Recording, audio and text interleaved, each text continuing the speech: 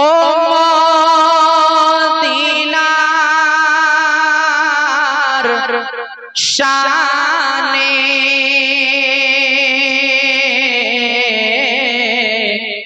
কি বলিব কি বলিব ও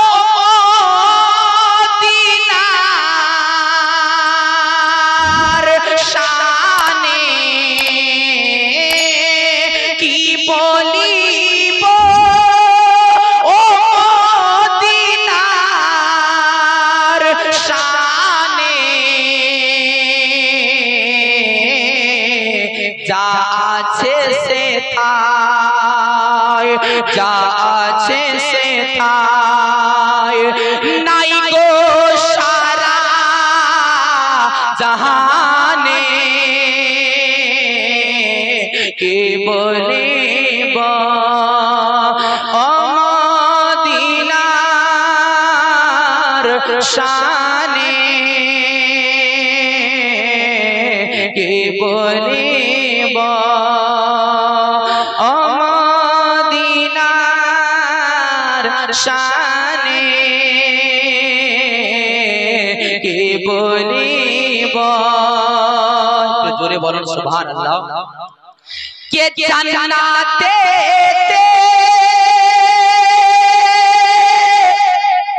সবই আছে কিন্তু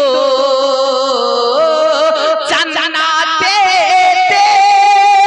সবই আছে কিন্তু ওগো নূর নবীজির রওজা নাই সেখানে নূর নবীজির রওজা নাই সেখানে কি বলিব ও মদিনার শানে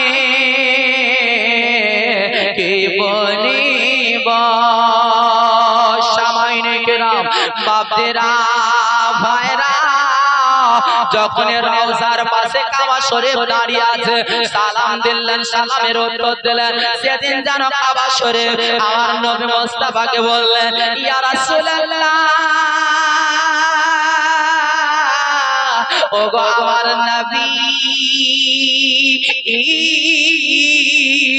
আপনি কোনো টেনশন করবেন না যারা জীবনে একবার আমাকে জিয়ারত করেছে আমাকে প্রদক্ষিণ করেছে আমার পাশে এসে যারা আমাকে তওয়াফ করেছে ওগো নবী আজকে আপনার কাছে আমি প্রতিজ্ঞা করছি আপনার কাছে আমি অঙ্গীকার করছি কিয়ামতের দিবসে হাশরের ময়দানে যত হাজীগণ আছে যারা আমাকে লাইভ যারা দর্শন করেছে আমার যারা জিয়ারত করেছে আমি কাবা ওই সমস্ত মানুষকে আমার কাবাতে লটকিয়ে নিয়ে আমি কাবা তাদেরকে জান্নাতে নিয়ে যাব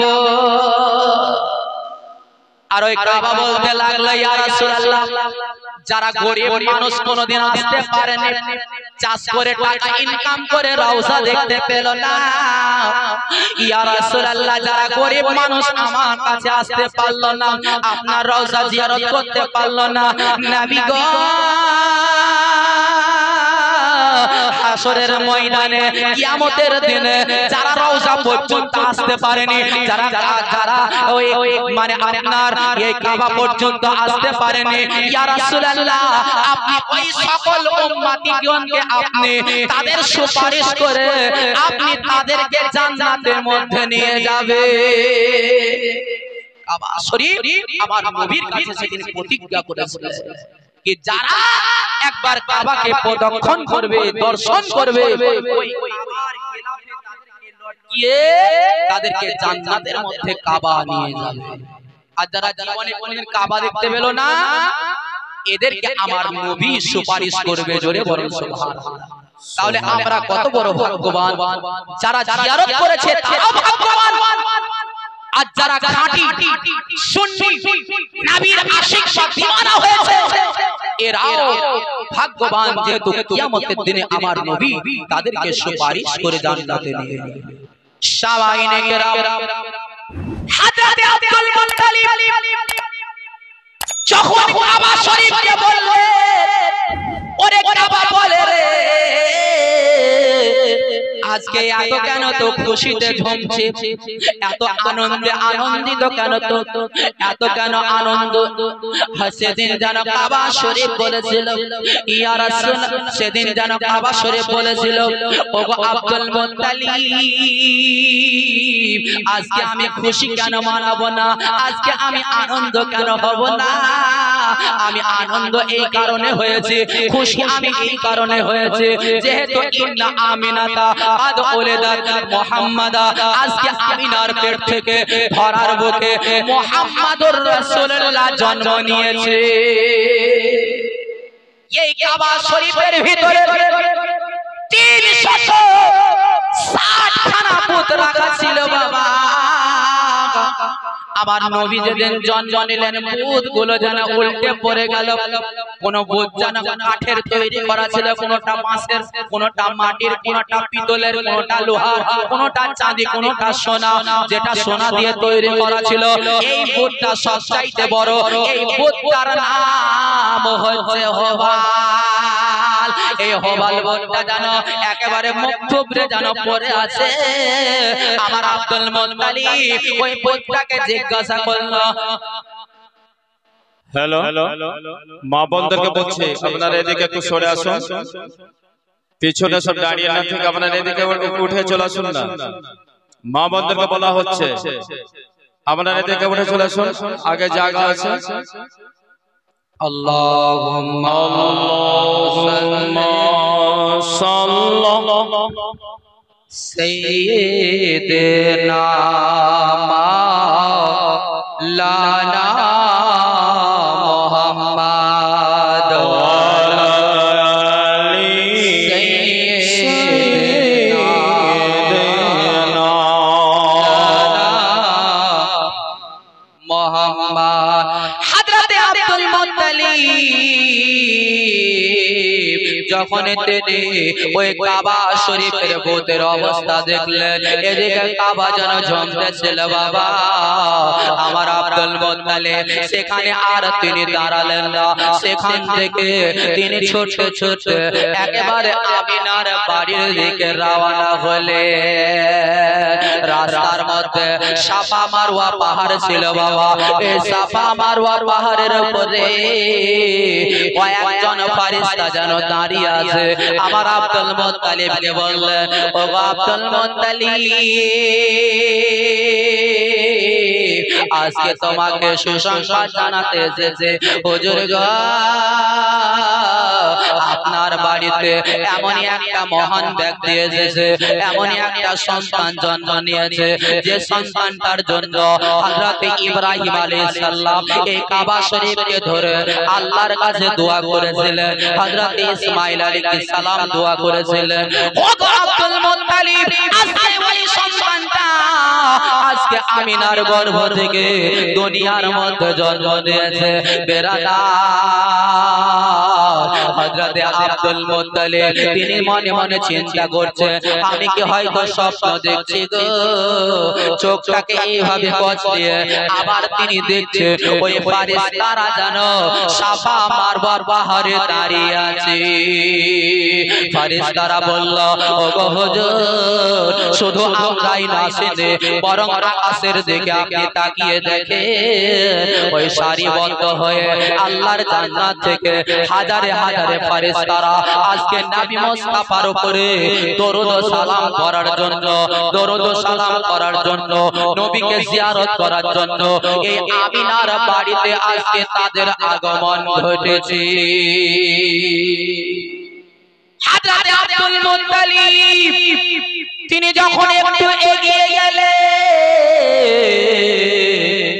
বাড়িতে যখনই ঢুকতে যাবে দেখছেন একটা লম্বা চওড়া মানুষ দাঁড়িয়ে আছে, হাতে একটা তরোয়াল।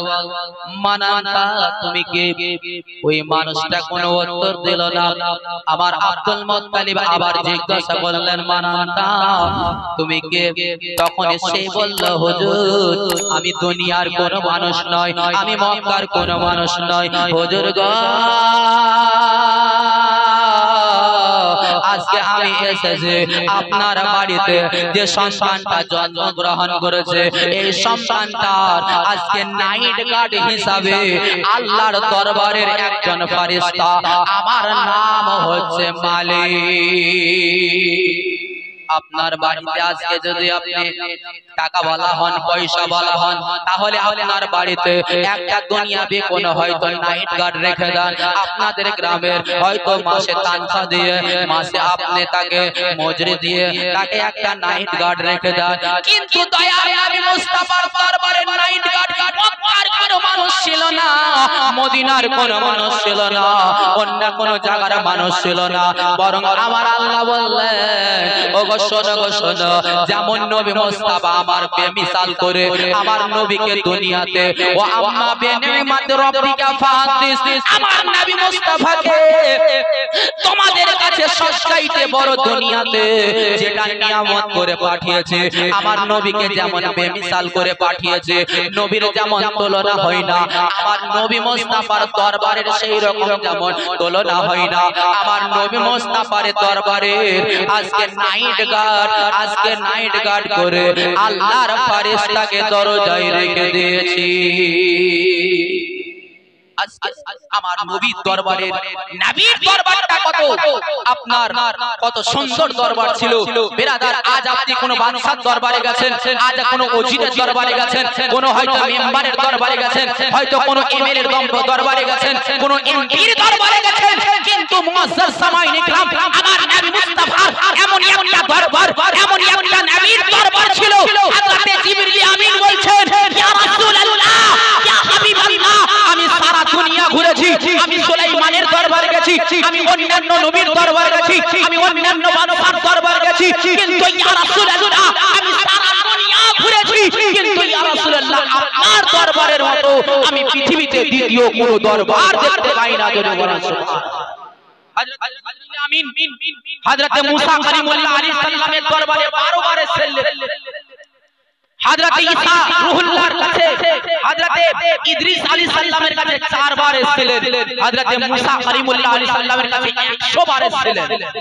আর হযরত আমার দয়ার নবী মুস্তাফা সাল্লাল্লাহু তাআলা আলাইহি ওয়াসাল্লামের দরবারটা এমনই দরবার ছিল যে হযরত জিবরিল আমিন আমার নবীর 62 বছর বয়সে হযরত জিবরিল আমিন ওই 24,000 বার আমার নবীর দরবারে এসেছিলেন। জোরে বলুন সুবহানাল্লাহ।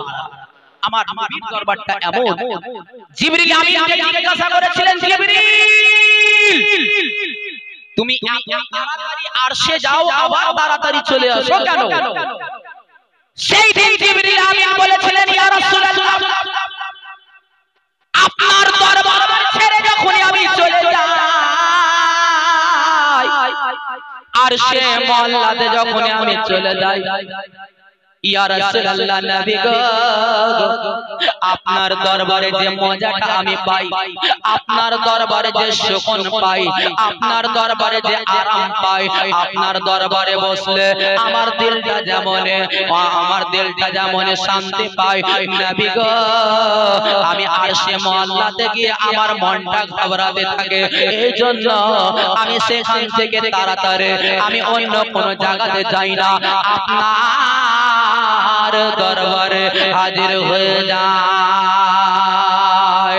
আমার দয়ার নবী মুস্তাফা সাল্লাল্লাহু তাআলা আলাইহি ওয়াসাল্লামের দরবারটা এমনই একটা দরবার বাবা, যেহেতু আমার নবী মুস্তাফার দরবারে, আমার নবী মুস্তাফার দরবারে যারা একবার ঈমানের হালাতে এসেছে, তারা আবু বকর সিদ্দিক তৈরি হয়েছে, যারা ঈমানি হালাতে এসেছে ওমর ফারুক তৈরি হয়েছে, যারা ঈমানের হালাতে যারা নবীর দরবারে এসেছে তারা আমার সাহাবায়ে কেরামদের মর্যাদাতে পৌঁছে গেছে।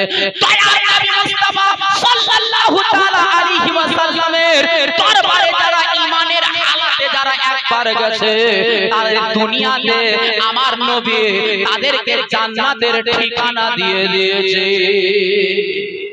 আমার নবীর দরবার আছে পৃথিবীর বুকে এমন কোন দরবার যে যাদের দরবারে যেতে গেলে জান্নাতের টিকিট পাওয়া যায়, জান্নাতের খোঁজ পাওয়া যায়, জান্নাতের সন্ধান পাওয়া যায়। বেরাদার সামাইন ইকরাম, আমার নবী মুস্তাফার দরবার এমন একটা দরবার যেখানে যেতে গেলে যে জায়গায় নবীর দরবারে আপনার যেতে গেলে আমার নবী মুস্তাফা সাল্লাল্লাহু তাআলা আলাইহি ওয়াসাল্লাম বলেছেন যারা ঈমানের যারা আঁচলের তলাতে আসবে আমার নবী বলেছেন এই দরবার থেকে তাকে জান্নাতের খুশখবরি দেওয়া হবে। জোরে বলেন সুবহানাল্লাহ। নবীর দরবার থেকে 10 জন সাহাবায়ে কেরামকে জান্নাতের খুশখবরি দেওয়া হয়েছিল। মুআজ্জাজ সামাইন ইকরাম, আমার দয়ার নবী মুস্তাফা সাল্লাল্লাহু তাআলা আলাইহি ওয়াসাল্লাম যেদিন জন্ম নিয়েছিলেন সেদিনও আমার নবী মুস্তাফা আমাদেরকে ইয়াদ করেছিলেন। নবী যেদিন ইন্তেকাল করেছিলেন সেদিনও আমাদেরকে ইয়াদ করেছিলেন। হযরতে জিবরিল আমিন বলেছিলেন ইয়া রাসূলুল্লাহ আপনি এত টেনশন কেন থাকেন, এত চিন্তা কেন করেন? আমার নবী বলেছিলেন কি আমি চিন্তা করিনি আমার জন্য, যেহেতু আমার উম্মতের জন্য আমি চিন্তা করি যে আমার উম্মতের কিয়ামতের দিনে কি হবে। জোরে বলেন সুবহানাল্লাহ। কিন্তু আজকে আমরা নবীকে ইয়াদ করি, সন্ন্যাসের ভাত খেলাম, সকালে ট্যাঙ্কি খালি, সব ভুলে গেলাম। আজকে আপনি জালসা শুনলেন এই কানে ঢুকছে আর এই কানে বাইরে হয়ে গেল। অনেকে তো সুদ খাওয়া হারাম তো দুধ খাওয়া হারাম বুঝি বুঝি থাকছে। অনেকেই আপনার উল্টা বুঝছে যে মৌলভী কি হয়ে গেল যে সকালবেলা আপনি চায়ের দোকানে বলবেন যে মৌলভী সাহেব এমন এমন ফতোয়া দিলে কিছু বুঝতেই পারলাম না। মুআজ্জাজ সামাইন ইকরাম, আপনাকে বুঝতে গেলে আপনাকে নবীর দিওয়ানা হতে হবে, আশিক নবীর মোহাব্বত আপনার সিনায় রাখতে হবে, তাহলে আপনি বুঝতে পারবেন। মুআজ্জাজ সামাইন ইকরাম, আমার দয়ার নবী মুস্তাফা সাল্লাল্লাহু তাআলা আলাইহি ওয়াসাল্লাম তিনি একটা জাতির জন্য বলেছেন পৃথিবীতে ৭২টা ফিরকার মধ্যে একটা ফিরকা জান্নাতে যাবে, সেটা হচ্ছে আহলে সুন্নাত ওয়াল জামাত। জোরে বলেন সুবহানাল্লাহ। আমরা বড় ভাগ্যবান যে আজকে আমরা আহলে সুন্নাত ওয়াল জামাতে আমরা পদার্পণ করেছি। এই আহলে সুন্নাত ওয়াল জামাতে যেন আমরা টিকে থাকতে পারি এবং এই আহলে সুন্নাত ওয়াল জামাতে থেকেই যেন আমাদের মৃত্যুবরণ হয় এবং নবীর সিনায় নবীর মুহাব্বতকে আমরা সিনায় নিয়ে যেন আমরা কবরের মধ্যে যেতে পারি। একবার মুহাব্বতে দরুদ নাযিল করুন। আল্লাহুম্মা সাল্লি